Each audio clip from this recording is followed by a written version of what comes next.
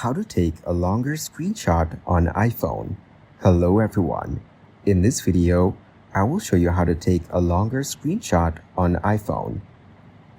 First, open the page or content you want to take a long screenshot of, like a website or a document. Now take a screenshot by pressing the power plus volume up buttons or the power plus home button. Then, tap on the screenshot preview that appears in the bottom left corner.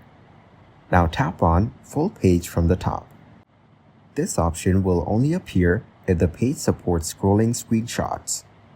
After that, scroll down to see the entire captured content. Next, tap on the Share button in the top right corner. Then tap on Save to Files and select a location. Now, tap on Save to store the screenshot as a PDF. Finally, go back and open the Files app. Then tap on the saved screenshot to view the full-length image. Thank you guys for watching this video. Hope you got some value. Make sure to like the video and subscribe to the channel to get notified of new videos. See you in the next one.